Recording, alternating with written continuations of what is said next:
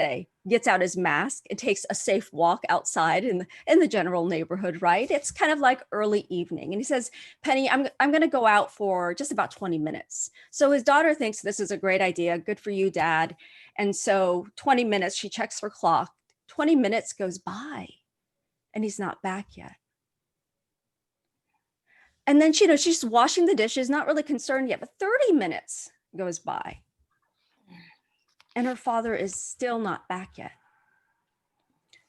45 minutes goes by. And remember, he's a little bit older, so she's worried about him. He walks with a cane. She's starting to stress. She's starting to wonder, should I call the cops? Like, what should I do? Should I call a neighbor?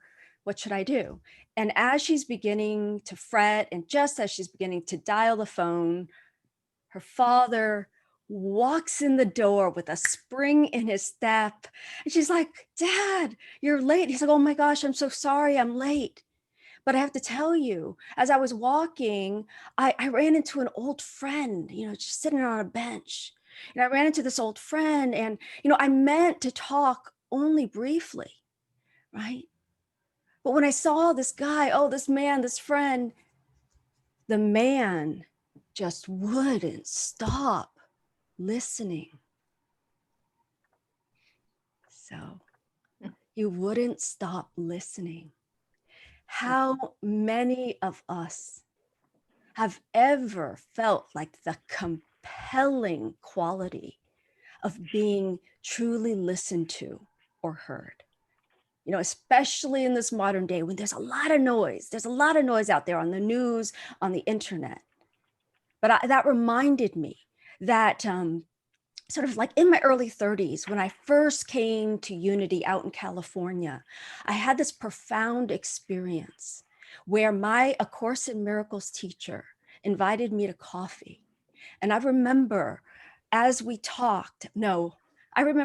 I talked for 3 hours. Here I was, wounded, still practicing law, in my stuff, in my pain. She listened to me profoundly for 3 hours straight. And I thought at the end of that, this is love. Like, I don't think I ever knew before that time. Maybe if your family of origin is anything like mine, we had a family of 5 children that were always fighting to be heard at the dinner table. There was never this sense of like spaciousness around being heard. And I remember feeling in my childhood, I don't feel understood. And I remember saying, I don't feel loved.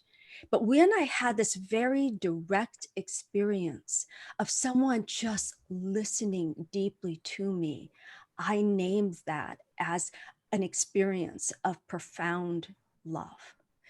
And so I even think about this as I heard your opening prayer, your mission statement here today, how much you and your community focus on oneness and love. So as I sat with that, I thought, wow. And yet at the same time, decades into my life, I had never learned really how to listen. I'd never had a model for listening. But the profound experience resulted in me pursuing this more deeply. I became a trained mediator. So I actually studied active listening skills. So I want to take a step back and invite you to maybe even take a moment to see if you can recall a time when you felt heard. And see if you can recall what that felt like. Maybe you had to pay for it, maybe it was a counselor, right? I have a friend who was like, oh my God, Nhien, it's like, I'm paying someone just to listen to me because his spouse did not, right? So like, we will pay for it. It's such a valuable thing. But what does it do to you when you feel heard? There's an actual physiological response that happens. It's been studied, right? Have you ever heard like you're in an argument, but someone's like, I get you, I hear you. They reflect back and suddenly your body relaxes. Physiologically, as soon as we feel heard, we become open, we become receptive. We move away from the fight, flight, or freeze response. Why is this particularly important to talk about in this day? Well, for so many of us, there's this experience of the ground beneath us quaking, right? Whether it's like the political disturbance, whether it's health concerns and COVID, and the sense of fear, like even if it's not, for many of us, it's our personal lives, like that are being shaken up, right? Some people have lost their jobs. Others know people who have lost their jobs. We're not able to connect with our family members in the way that we're used to, or our friends, or our spiritual community. So the ground beneath us is quaking. And when it does, we have this traditional fear response: freeze, fight, flight. And we wonder why the world right now seems in greater tumult. My deep belief is that part of what's creating that fight, freeze, flight response where we're not connecting with one another is because the ground has been kind of taken from under us, right? The sense of stability of what was known.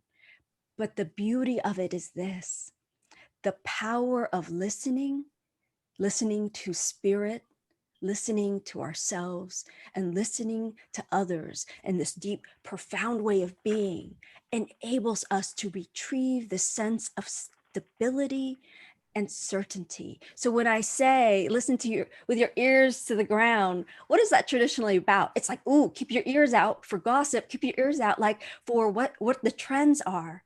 But I want to say, keep your ears to the sacred ground. What if you kept your ear to the sacred ground of being?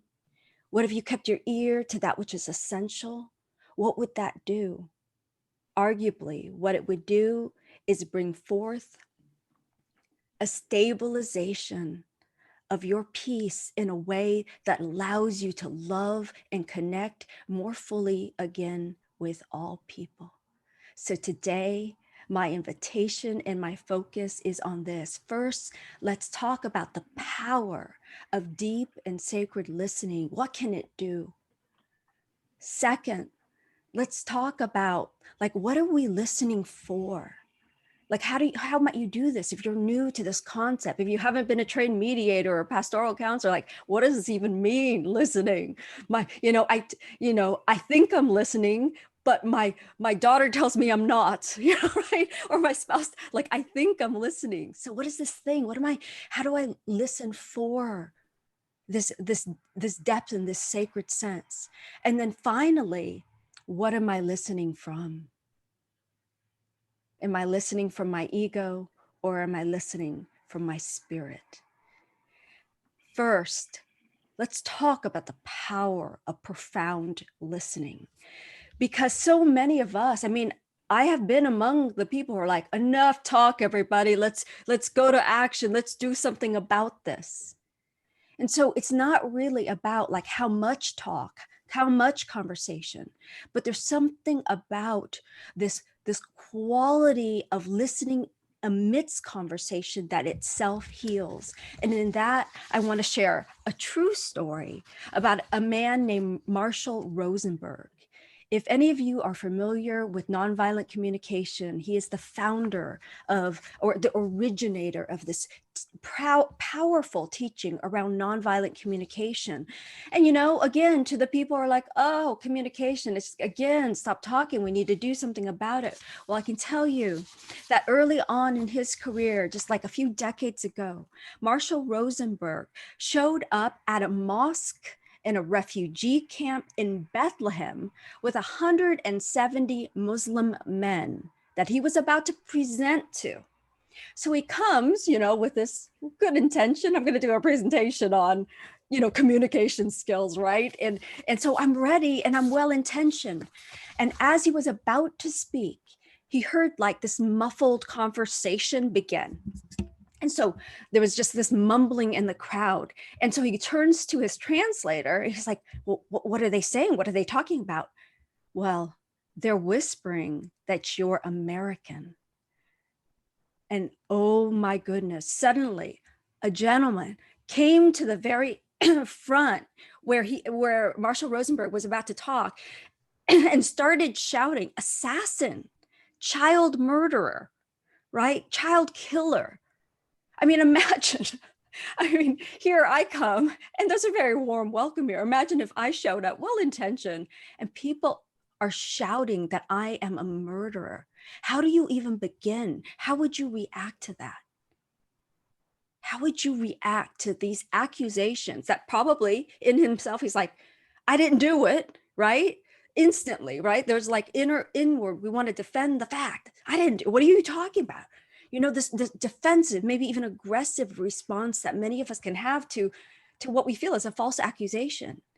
But Marshall Rosenberg, true to what he teaches, grounded in his being and began to deeply listen.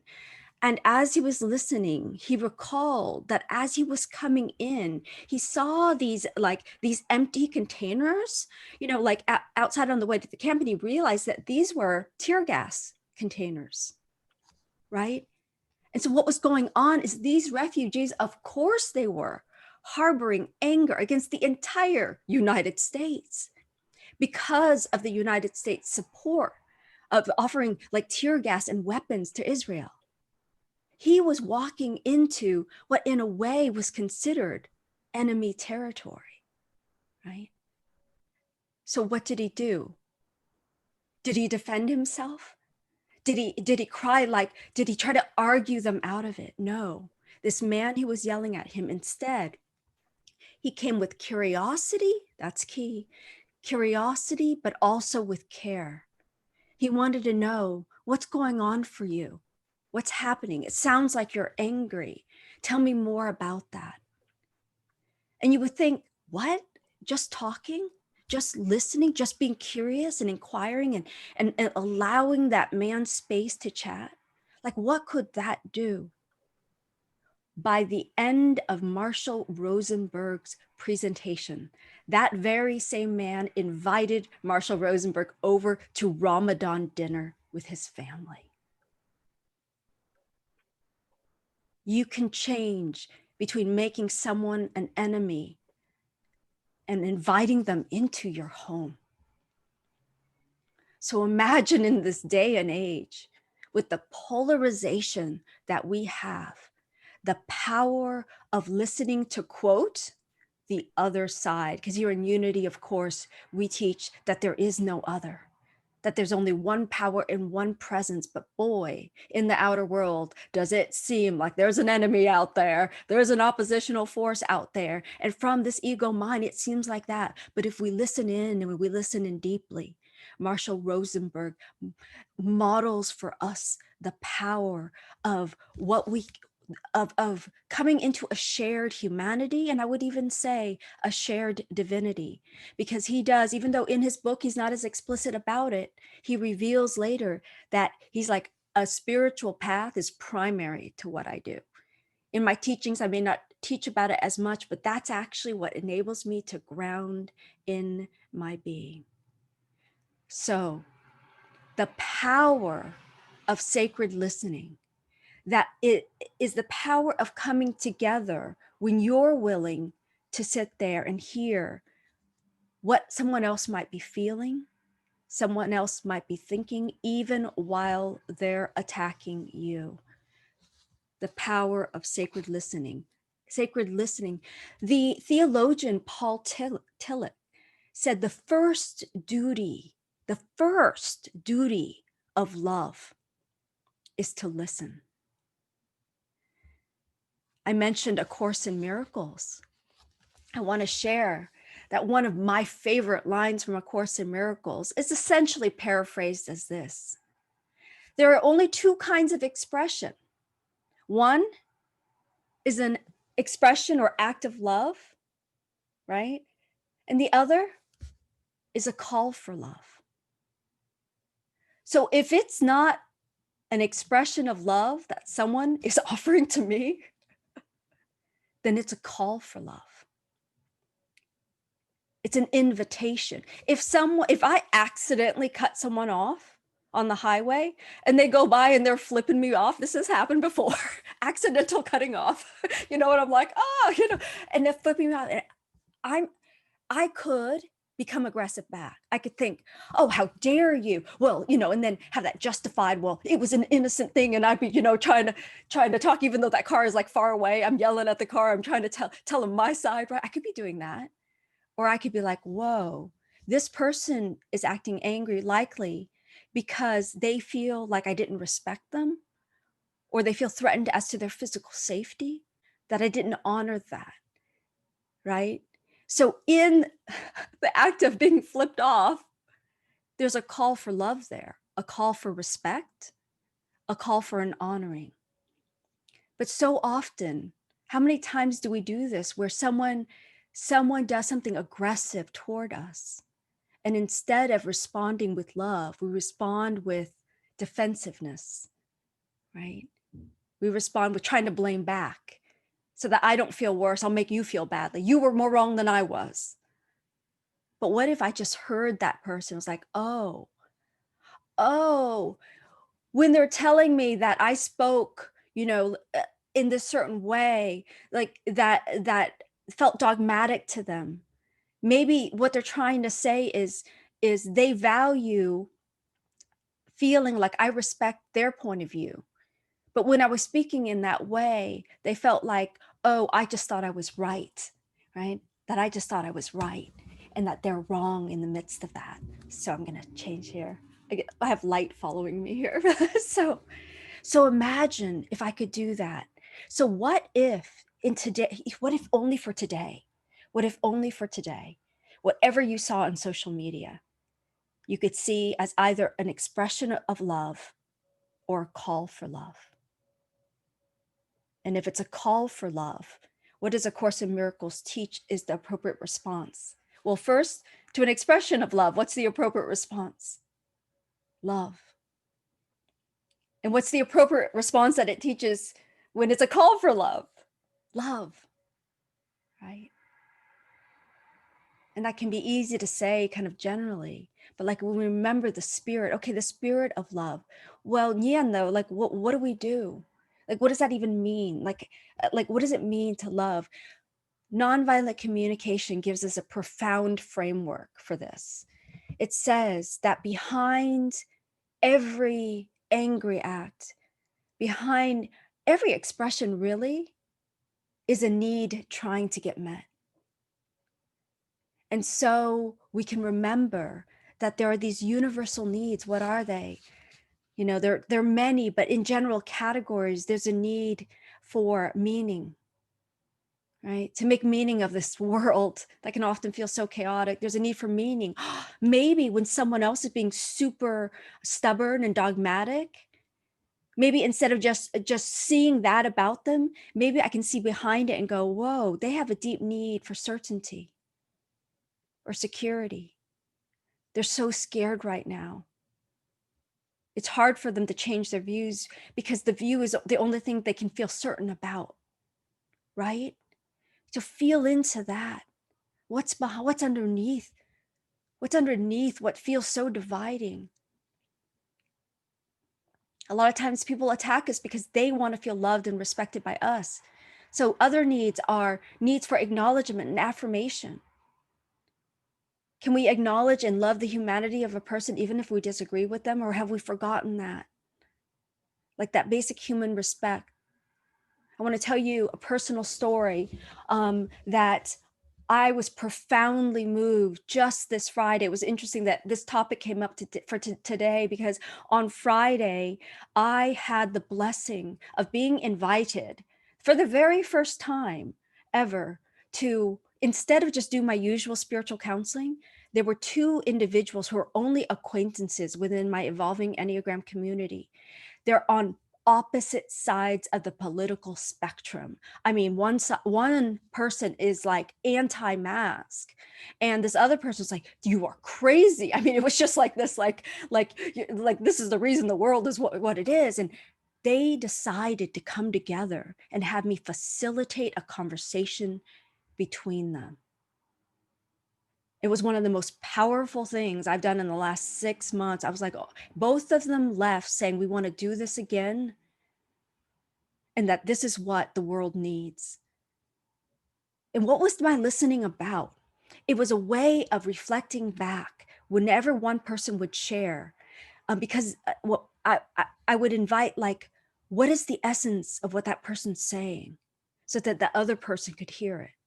And you could feel at the end, here's the power of that. You could tell when someone is able to speak their truth and you reflect it back, they can also see the fallacies in that truth. I remember the woman, going, oh, I guess I could see how it can seem like I don't care about the people who are dying because I do this, because I'm not wearing a mask. But here's the situation, to be able to explain that.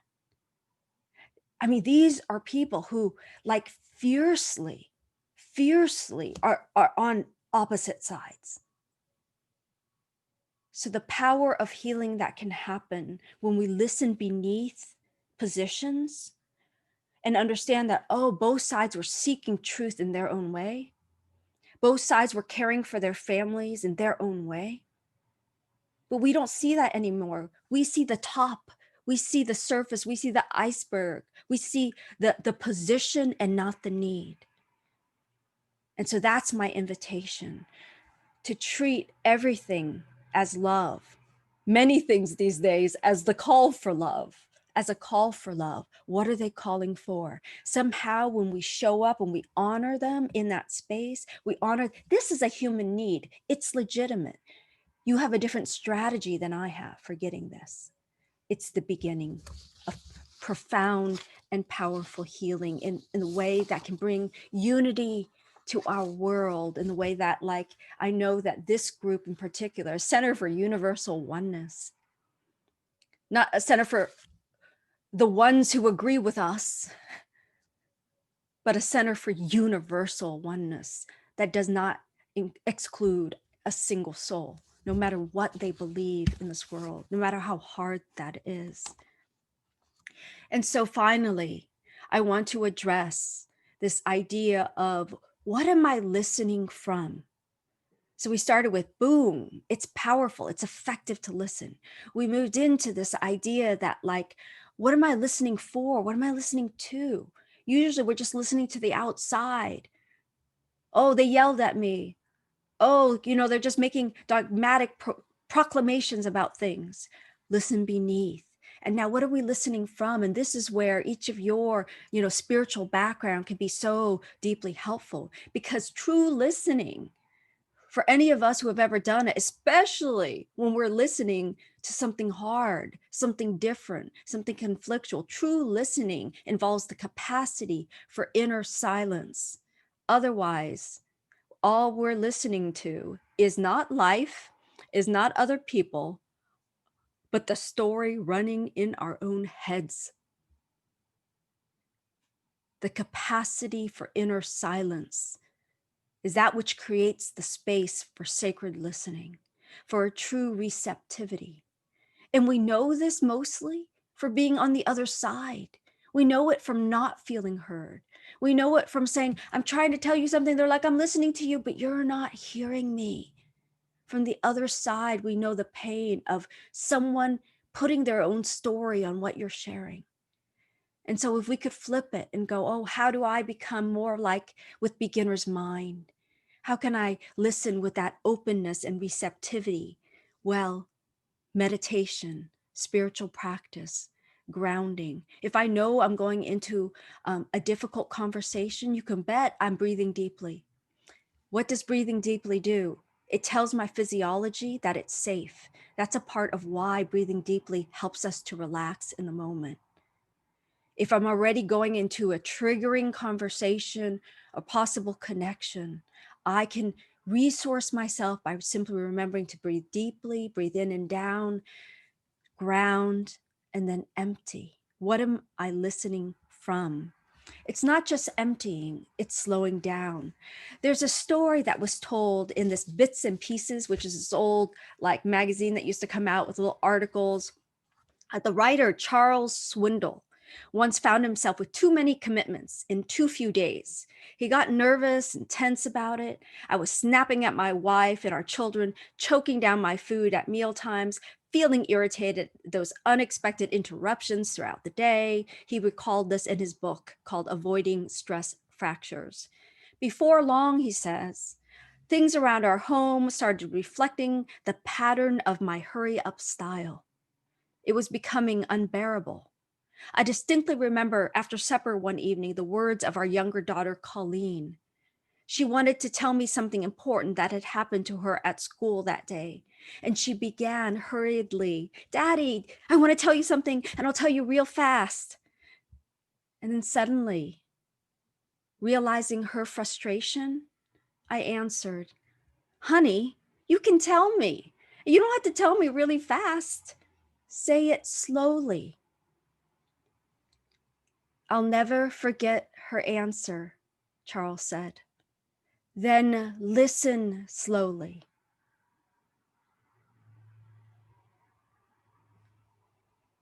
Do you listen slowly and with space?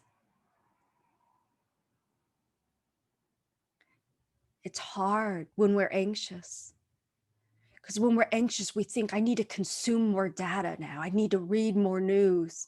I need to figure this all out. And we've neglected to create space, not only to listen to others, but to our own truth, the truth that guides us through any struggle. So, listening slowly. Mark Nepo, one of my favorite poet philosophers, in his book, 7,000 Ways to Listen, Staying Close to What is Sacred, wrote, it seems that intuitive listening requires us to still our minds until the beauty of things older than our minds can find us. To still our minds until something older, more ancient, I would say the spirit in you, the spirit in the person right before you, slow and empty, so that the spirit can speak, so that we can hear those words. So as I close my time together with you and bring us forth into something apt, which is a time of sacred listening to spirit in the silence of meditation, I simply want to invite again this memory, this idea that spaciousness, that when things are particularly chaotic in the outer world, we have a temptation to go crazy with it, to run about, to run amok, to go faster in our anxiety in the midst of stress and outer chaos. And the spiritual invitation is always to go more slowly, to drop down, to go more deeply. And so if you can take this opportunity to simply remember that you, through the power of your listening, have more efficacy than maybe you've remembered lately, that you have the power to love, and love transforms through your sacred listening, not only to others, but to yourself and to the spirit within you. That will help you to remember that, oh, there is beneath our positions, our strategies, and our views, something shared, our universal needs for affection, for meaning, for physical well-being, needs common to all that help me to remember that we are indeed one. And the more I listen for what is universal within us, the more I slow down even more and I realize that, oh, my listening doesn't just change you and heal you. It changes me. It grounds me. In my stillness, I am more grounded. My ear is to the ground of spirit, even as the world is quaking and shaking about me. And so I invite you to join me now in a time of sacred listening to the spirit within you. I invite you, if you feel comfortable doing so, to close your eyes. And because it helps you to release anxiety and come grounded, Take 3 deep, genuinely deep and grounding breaths here now. Maybe even audible.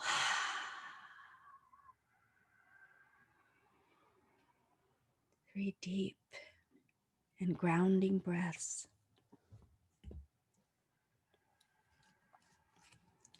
And I'll open with an old reading of a daily word. And I'll use these words to bring you into a time of sacred silence. From May 14th, so not that old, May 14th of this year, the daily word was listen. In the stillness, I listen. When the world is rife with clamorous noise and chatter, I may become distracted from purposeful activity. My energies may be dissipated as I listen to gossip, dissect the news of the day, worry about the stock market, or fret over trivial matters. In my inner sanctuary, I find comfort and solace. Taking time to go to a quiet space, breathing slowly and deeply, stilling all thought and releasing all worry, concern, or attachment. I create a sacred space to listen. In the silence, I surrender my worries and wants to the grace and peace I need, which I find within. As I listen, I build my trust in the divine. My faith is renewed as I absorb all that I have received in silent contemplation. I return to my activities refreshed and refocused.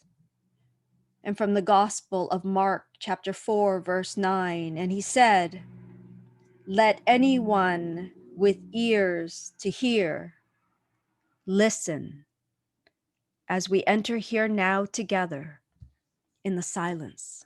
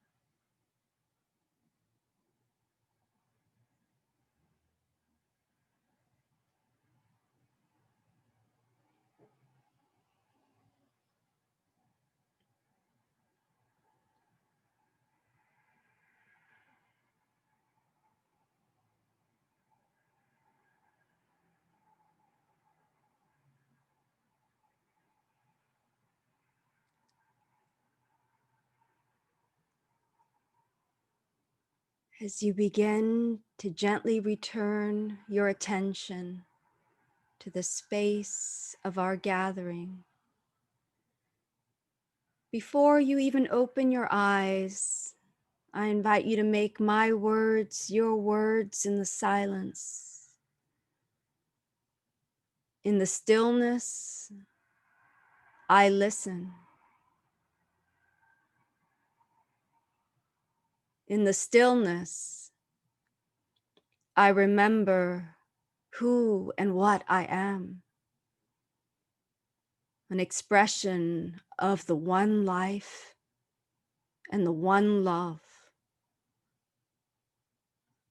I am whole and perfect, made in the image and likeness of creation itself, of God, of Spirit. And as I begin to open my eyes and I gaze across the screen, in the spaciousness of this stillness and my slowness, I remember you too are an expression of the Most High, that you are sacred, whole, and holy.